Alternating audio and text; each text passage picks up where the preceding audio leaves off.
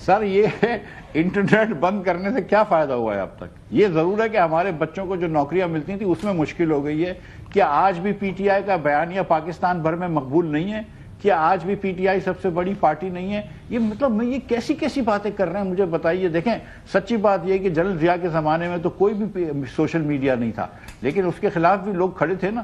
General Musharraf کے خلاف بھی لوگ کھڑے تھے نا، اتنا سوشل میڈیا جب نہیں ہوتا تھا. یہ پاگل پنے والی باتیں ہیں کہ آپ سوشل میڈیا بند کر دیں اور آپ اس پہ پابندی کر دیں، آپ اس پہ پابندی کر دیں. میں اور آپ جانتے ہیں کہ میڈیا پہ آج کتنی پابندی ہے کہ ٹی وی کے اوپر ایک طرف سے کیرٹس بھی ہیں، ایک طرف سے سٹکس بھی ہیں، لیکن ان چیزوں سے فرق نہیں پڑتا. سچی بات یہ ہے کہ عمران خان کی جو 24 کی جو جیت تھی اس کی ایک بڑی وجہ یہ تھی وہ انفلیشن تھا کہ یہاں پہ 30% مہنگائی تھی، مہنگائی بڑھ رہی تھی اور وہ انفلیشن تھا. آج بھی انفلیشن کم ہو گیا لیکن مہنگائی اب بھی بڑھ رہی ہے. بالکل ٹھیک ہے. آج بھی قوت خرید کم ہو رہی ہے. تو ہے نہیں سر، لوگ غریب تو آج بھی رو رہا ہے. چینج نہیں کریں گے. Absolutely right. میں آتا ہوں، میں نے آپ سے اکانومی کا بریک ڈاؤن لینا ہے ایک ویسے آخر میں کہ اکانومی کی جو کلیمز ہیں وہ کیسے میں آپ سے لینا چاہتا ہوں. فواد صاحب اس میں ایک چیز ایڈ کر دیں. ایک پولیٹیکل رائٹ جو ہے کسی انڈیویجول کا یا کسی پولیٹیکل پارٹی کا، ہمارے ملک میں سم ٹائمز ایسا مجھے لگتا ہے بات سن کے یہ رائٹ اسٹیٹ دیتی ہے. نہیں، یہ اسٹیٹ نہیں دیتی. یہ رائٹ انہیرنٹلی ایک فنڈامنٹل رائٹ ہے جو کانسٹیٹیوشن آئین کی طرف سے ملتا ہے. ہر ڈیموکریسی میں یہ رائٹ ہوتا ہے. ہمارے یہاں پہ یہ ہے کہ جناب state rate of the state specific issues پہ اگر مسلح لوگ ہیں، وہ کوئی جا کے بیٹھ گیا، جس طرح ٹی ایل پی نے اس دن اسلام آباد پنڈی کے لال مسجد ہو گئی، ادھر جا کے بیٹھ گئے. اس جگہ پر تو سمجھ آتی ہے کہ آپ اس کو ہٹائیں، لیکن how do you differentiate between these two arguments? دیکھیں نا، بہت سمپل بات ہے. جو ڈیفینیشن ہے آزادی کی وہ یہ ہے کہ آپ کی آزادی وہاں تک ہے جہاں تک میری آزادی شروع ہوتی ہے اور باقی ساری آزادیاں جو اس کے اندر انکارپوریٹ ہوتی ہیں. اچھا، یہ سوشل میڈیا کے اوپر نا ایکچولی دیکھیں میں اس کے اوپر جو اس وقت اسٹیبلشمنٹ کا پوائنٹ آف ویو ہے نا، اس کو بھی میں ایکچولی ٹوٹل رول آؤٹ نہیں کرتا. پرابلم اس وقت جو ہو رہی ہے میری نظر کے اندر، جو ان کا کازز ہے اس کا انالیسس غلط ہے. وہ سمپٹمز کے اوپر جا رہے ہیں، وہ کازز کے اوپر نہیں جا رہے. پرابلم اس وقت یہ ہو گئی ہوئی ہے کہ ایک جو سیپریٹسٹس ہیں انہوں نے اپنا جو ایجنڈا ہے وہ مین سٹریم کر دیا ہے اس پولیٹیکل کانفلکٹ میں جو کہ اسٹیبلشمنٹ اور حکومت اور پی ٹی آئی کا چل رہا ہے. اور وہ جو ایجنڈا لے کے آ رہے ہیں وہ بالکل پرابلمٹک ہے.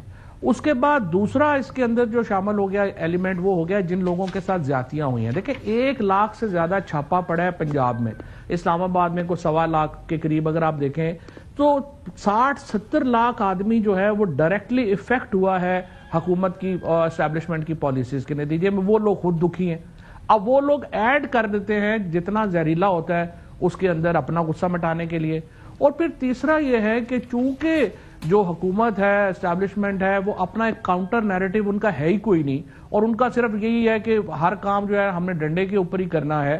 اس کے نتیجے میں ایک بہت بڑی اکانومی کریٹ ہو گئی ہے اسٹیبلشمنٹ کے خلاف سوشل میڈیا کے اوپر اور ادھر. اچھا، اب یہ 3 سوشل میڈیا پہ اب یہ 3 حصے ہیں. ان تینوں کو علیحدہ دیکھنے کی ضرورت ہے.